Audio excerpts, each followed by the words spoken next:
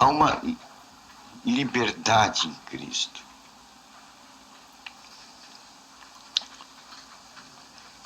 Pois está escrito na Escritura: conhecereis a verdade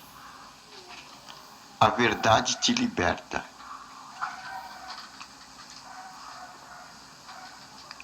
Em Cristo há um libertamento, há um andar livre. Conhecereis a verdade te liberta, a verdade te tira de julgos. A palavra de Deus, ela tem esse poder.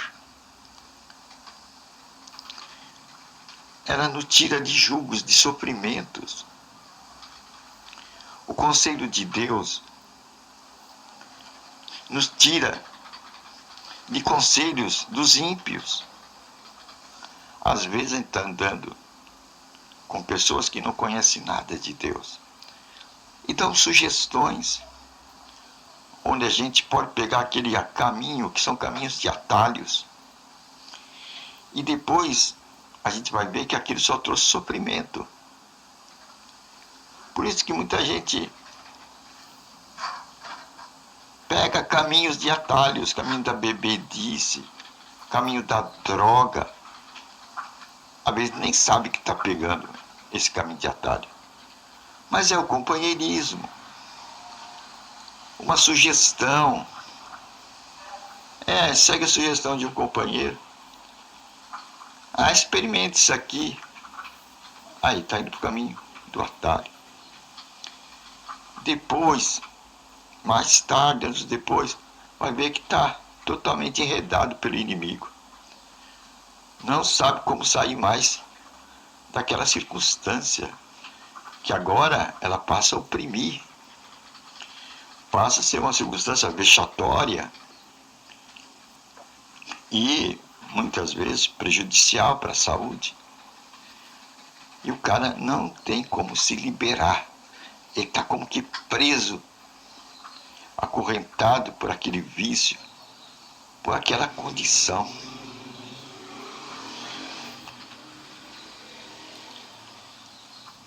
Me diga com quem andas, que eu direi quem tu és.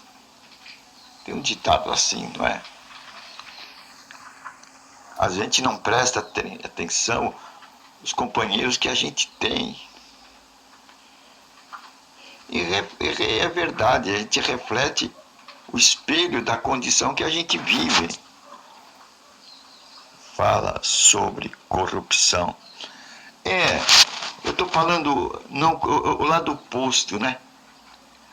Se você pegar um bom conselheiro, você vai andar num bom caminho. No meu caso, o bom conselheiro para mim é Cristo. Andar na liberdade que Cristo lhe concede. Através do quê? Através dos conhecimentos que Cristo passa para você. Os conselhos dele nos levam a caminho de liberdade. Quer dizer, você pode correr nele como estivesse andando na luz, em dia claro. Você pode correr sem medo. Então você anda realmente numa liberdade nesse mundo. Você não vai ter medo de polícia, você não vai ter medo de nada. Você vai andar sem temor nesse mundo. 10.000 cairão à tua direita, outros tantos à tua esquerda.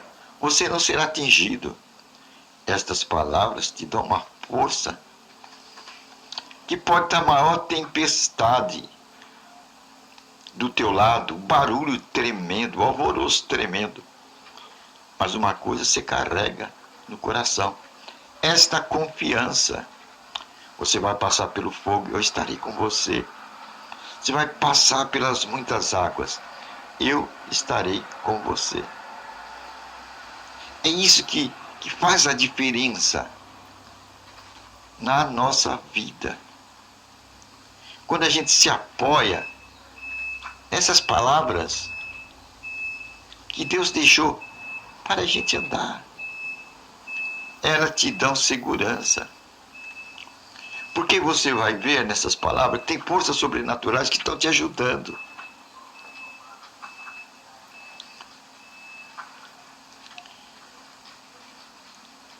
E quando você sabe que você tem esse lado aí te ajudando, e você passa pela tormenta, e depois você fala, olha mesmo, hein? Eu consegui vencer, hein? Nossa, eu não vi a saída. De repente, abriu-se uma porta, olha, eu passei por ela. Aí você começa a falar, vale a pena seguir esse caminho. Às vezes pode ser uma doença, onde você fala, a porta fechou, agora você já começa a se ver dentro do caixão. De repente você pega com Deus, enviou sua palavra e o sarou. Você fala, Deus, tu dissesse isso. E aí depois, passou o tempo e você venceu. Então, é aí que eu falo, é andar com liberdade. Às vezes vem temores, né? A coisa não vai dar certo. Parece que não tem jeito. A turma diz, ó, aqui por aqui não vai dar certo. Não sei não, hein? Põe dúvida. A dúvida gera uma tremenda ansiedade. Mas, quando a gente pega as palavras de Deus, o caminho de Deus, e confia na palavra dele,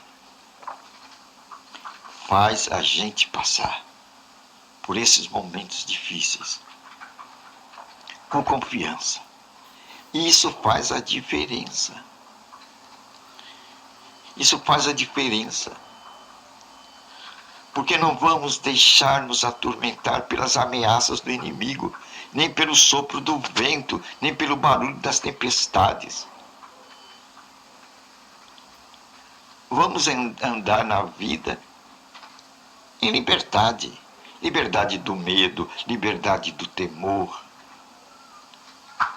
Isto é andar na fé. Com que base? Com que base? Crendo nas palavras de Deus. Mas para isso, é necessário a gente conhecer as palavras de Deus. Pois, como diz a Escritura, meu povo morre por falta de conhecimento. Então ele não sabe o grau de proteção que Deus colocou para aqueles que creem na palavra dele. É o tipo da vida de Davi. É o exemplo. Como Davi, sendo um pastor de ovelhas, chegaria a ser rei de Israel? Que perspectiva tem um pastor de ovelhas para chegar a ser um rei? Você vê, quando Deus abre as portas, as coisas acontecem. É lógico que não foi da noite para o dia. Ele teve que passar pelo grande processo. Mas as pequenas experiências pelas quais ele foi passando, no seu viver diário, foram preparando para que ele se tornasse no que ele se tornou, o maior rei de Israel, o que mais conquistou terra em Israel, o que adquiriu todo ingrediente para a construção da casa do Senhor, porque ele queria construir uma casa para Deus. Mas Deus falou, não, você não vai construir. Você já derramou muito sangue, por causa disso você não vai construir a minha casa. Mas ele põe no coração, eu vou comprar tudo que precisa para a construção. Eu não construo, mas tudo que precisa para a construção, eu vou deixar pronto. E deixou a bandeja feita para o filho dele, que foi Salomão, que ergueu um dos templos mais maravilhosos que houve, mais ricos que houve. Por causa do quê? Não é? A confiança em Deus, né? Oi, amigo, tá entrando, né? Legal. Eu tô dizendo isso daí, que nós podemos andar em confiança na liberdade dos filhos de Deus, sem temor das ameaças, quando a gente confia na palavra de Deus. Ô, Araguaiana, Tocantins, um abraço, valeu. Tá aí, né? Eu estou falando que a gente pode andar com confiança neste mundo. 10.000 cairão à tua direita, outros tantos 10.000 cairão à tua esquerda, mas você não vai ser abalado. Isso é palavra de fé, para a gente andar com altivez, com confiança, com brilho, porque nós fomos feitos para andar dessa maneira, pois Deus nos criou à imagem e semelhança dele. De honra e glória o coroaste. Essa glória, essa honra está na nossa cara. Deus fez definido homem e mulher. Deus não fez meio termo, não. Deus fez a coisa definida, para ter uma família definida, e com honra, com glória, com nobreza. E assim a gente vai andar em segurança nesse mundo, quando a gente confia na palavra de Deus e não se perde nos conselhos desse mundo. O mundo está dando muito conselho errado. Hoje o certo é errado, o errado é certo. As pessoas estão perdendo o parâmetro da vida, porque estão esquecendo a sua origem. Estão acreditando mais na ciência. Hoje tudo é ciência. A ciência falou. A ciência falou. Põe autoridade na ciência. A ciência é autoridade. Ela não é autoridade.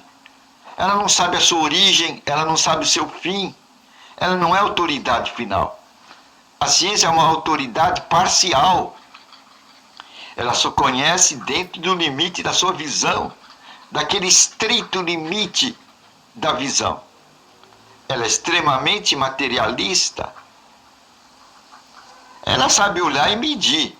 E dentro daquilo que ela mediu, ela fala com autoridade. Mas ela não sabe o começo. Ela inventa historinha para boi dormir sobre o começo, a origem da vida. É historinha para galinha criar dente. E às vezes, a maneira como ela coloca o começo da vida traz um espelho para os dias atuais. Muitas pessoas começam a se ver no espelho da ciência. Aí começa, oi, tudo bem? Tudo bem? Ai, não vi aqui, eu demorei a olhar a origem, de onde você é. Então, a ciência, ela tem uma origem, ela dá origem que traz reflexo, quando diz que o homem veio de uma ameba. Deixa eu ver aqui. Gosto da terceira entalhada. Tá bom. Então, ela não vai dar a segurança final. A ciência não sabe o começo e não sabe o fim. Ela pegou o bonde andando. Mas quando você crê nos conceitos de Deus, você vai ver tudo definido. Olha para o universo, é tudo definido. O universo não tem desordem. As estrelas não estão se batendo uma na outra. Não é? Se a gente olhar para a célula tem uma ordem. Quando ela põe uma desordem, aparece um câncer. Aí é um desastre. Aí é um desastre. Mas tudo caminha dentro de uma ordem. E Deus fez homem e mulher. Essa ordem é homem e mulher definido. E honra e glória o coroou. Fez a imagem e semelhança dele. Para ter honra e glória. Isso faz uma grande diferença na vida. Aí é que está. Aí é que está. Quando a ciência diz assim, ó, o homem foi feito da ameba, o que ela diz? A ameba, ela é masculina e feminina. Aí o cara começa a dizer, eu sou masculino e eu sou feminino. Começa a entrar no estado mental. Aí lascou. É um estado mental, uma atitude. É uma atitude. Porque o perfil biológico é o perfil biológico. Não é? Aí o cara vira gay mesmo. Mas se ele é homem, ele é homem. É questão de atitude mental. Se ele for homem, ele jamais vai dar filho. Você pode ver, ele não vai dar filho, porque ele tem a fibra de homem, não é? Ele jamais vai dar filho, não é? Não vai gerar, porque a condição fisiológica dele é de homem. Agora, tem a ciência aí, mas a ciência não sabe tudo não. Certo. Porque Deus fez a coisa definida. Tem que pegar o nosso ponto de partida. Se a gente pegar a ciência como ponto de partida, a gente vai ter um perfil. Se a gente pegar Deus como ponto de partida, a gente vai ter um outro perfil. Por isso que o conselho de Deus é melhor. O conselho de Deus vai fazer você andar nesse mundo com perfeita confiança. Você vai passar pelas águas disso, você vai passar pelo fogo, mas eu vou estar com você. Isso faz a diferença. Certo? A gente não deve misturar as coisas. Por isso que tem que pegar a palavra de Deus tão pura como ela é. Se misturou, aí cria confusão. Aí gera confusão, não é? Gera confusão. Misturou